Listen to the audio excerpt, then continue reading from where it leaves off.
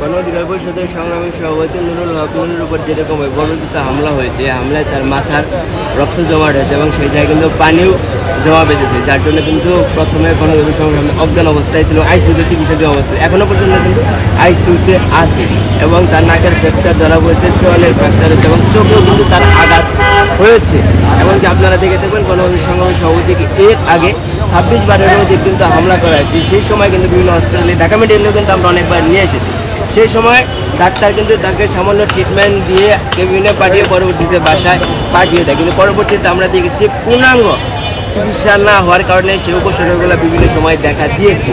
এবারেও তার পুরো শরীরে যখন আঘাত করা হয়েছে, এবারেও কিন্তু বিভিন্ন উপসর্গগুলো দেখা দিয়েছে। আমরা গণ অধিকার পরিষদের সংগ্রামী সভাপতি নুরের মাথার যে হ্যামারেজটা হয়েছে এবং নাকের চোয়ালের যে হ্যামারেজটা হয়েছে তার এবং শরীরের সমস্ত ট্রিটমেন্টের জন্য আমরা দেশের বাইরে নেওয়ার দাবি জানাই, যে পূর্ণাঙ্গভাবে দীর্ঘমেয়াদী তার ট্রিটমেন্টের জন্য দেশের বাইরে নেওয়ার দাবি জানাই, যেন এই উপসর্গগুলো পরবর্তীতে না দেখা যায় এবং ভালোভাবে যেন তার ট্রিটমেন্ট হয়। শুধু গণ অধিকার পরিষদের সংগ্রামী সভাপতি নুরুল হক নয়, আমাদের ছাত্র অধিকার পরিষদের কেন্দ্রীয় সাধারণ সম্পাদক নাজমুল হাসানের কিন্তু কোমরের হাড় ফ্র্যাকচার হয়েছে, ভেঙে গেছে। এমনকি ছাত্র অধিকার পরিষদের আমাদের সম্রাটের অবস্থা কিন্তু আশঙ্কাজনক অবস্থায়, আপনারা ভিডিওতে দেখেছেন কীরকমভাবে হামলা করেছে এবং খুবই দুঃখজনক যে গণ অধিকার পরিষদ এই ফ্যাসিবাদী আন্দোলন সংগ্রামে সামনের সারির একটা রাজনৈতিক দল এবং সেই রাজনৈতিক দলের কেন্দ্রীয় কার্যালয়ে গিয়ে অফিস ভাঙচুর করে এবং নেতাকর্মীদেরকে মারপিট হামলা করে এবং সভাপতির ওপর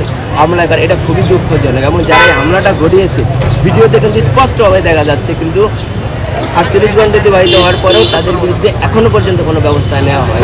আমরা খুব উদ্বেগের সাথে জানাচ্ছি কেন এখনও পর্যন্ত ব্যবস্থা নেওয়া হচ্ছে না, যেখানে প্রধান উপদেষ্টা রাষ্ট্রপতি ফোন করে তার চিকিৎসার আপডেট নিচ্ছে এবং জড়িতদের বিরুদ্ধে ব্যবস্থা নেওয়া হবে বলে আশ্বাস দিয়েছে। এবং উপদেষ্টা আজকে সকালেও কিন্তু উপদেষ্টা এসে তাকে দেখেছে এবং এর আগেও কিন্তু উপদেষ্টা, প্রধান উপদেষ্টার প্রেস সহকারী সচিব এবং কি বিশেষ সহকারী তারাও কিন্তু এসে দেখে গেছে, কিন্তু এখনও পর্যন্ত হামলাকারীদেরকে কেন বিচারের আওতায় আনা হচ্ছে না, এর জন্য আমরা অতি দ্রুত এই হামলাকারীদের ভিডিও ফুটেজ দেখে যেন আইনের আওতায় আনা হয় এবং এর সাথে যারা মদতদাতা তাদেরকেও যেন আইনের আওতায় আনা হয়। কারণ আমাদের যে দাবিটা ছিল, জাতীয় পার্টি ফ্যাসিবাদী স্বৈরাচারী আওয়ামী লীগের দোষর ছিল এবং এই জুলাই গণহত্যার সাথে জাতীয় পার্টি জড়িত ছিল।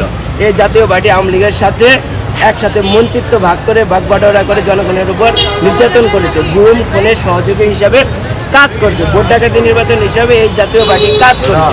সেই জাতীয় পার্টির বিচারের দাবিতে এবং এই তাদের রাজনীতি নিষেধের দাবিতে আমরা শান্তিপূর্ণ সংবাদ সম্মেলন করি।